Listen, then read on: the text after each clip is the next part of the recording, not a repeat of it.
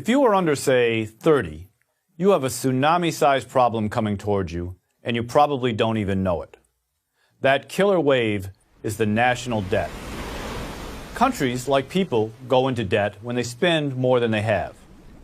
You and I buy things with the money we earn. Governments buy things with money they get from taxes. When spending outstrips revenue, the government is in the hole. Right now, the hole is $17 trillion deep. This is an incomprehensible number. What is $1 trillion, let alone 17 or 20 trillion? Common analogies like you'd have to stack $1 bills 67,000 miles high to reach the current debt, though impressive sounding, don't help much if at all. So let's bring the problem down to earth. Right now, most investors believe the United States is a safe bet. They believe, in other words, that they'll get the money they loan to the U.S. back with interest. But this can't go on indefinitely.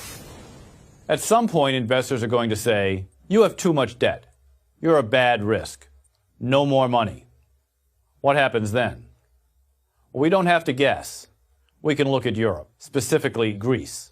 Investors were happy to loan Greece money until 2010, when it finally dawned on them that Greece couldn't possibly pay them back. Almost overnight, Greece became a very bad credit risk, and the economy went into a death spiral. Businesses failed, thousands were thrown out of work, the government couldn't pay its bills. Germany and the other European economies had to step in and bail Greece out, but the Greeks suffered terribly. The same thing happened in Portugal and Spain. Yes, the United States is much bigger than Greece and has a much more dynamic economy. That's true, but the principle doesn't change. We can borrow more money than Greece, but sooner or later, investors will say no more. And if they ever do, our economy will go into the same downward spiral the Greek economy did. Here's another point. At the time I'm giving this course, the interest on our debt is very low, around 2%. But what happens when the interest rate rises from 2% to the much more normal 5%, as it inevitably will?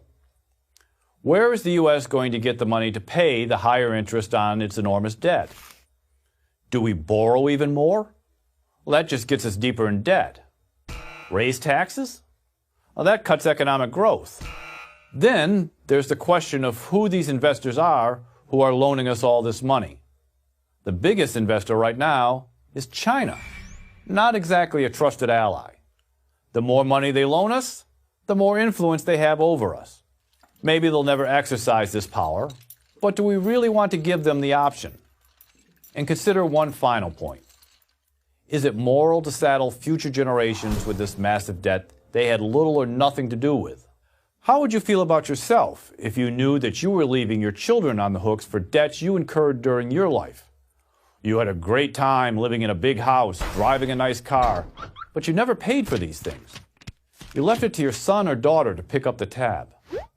That's why the people who should care the most about the national debt are young people. They're the ones who will be stuck with the bill.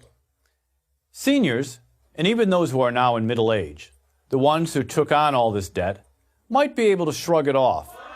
But young people in their 30s or younger can't, or at least shouldn't. Is there a good way out? Yes, there is. If the economy grows robustly, the government will take in more revenue, and it can then use that increased revenue to pay the debt down. The second way out of debt is to cut spending. If we spend more than we take in, which is what we've been doing, we're going to go deeper and deeper into debt.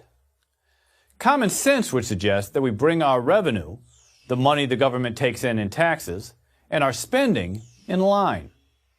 If you combine the two, robust growth and reduced spending, we have a real chance to get control of our national finances. So is the debt a big problem?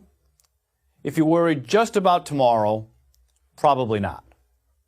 But if you're worried about the future, and especially if you have a lot of future in front of you, yes, it is a really big problem, as big as a tsunami.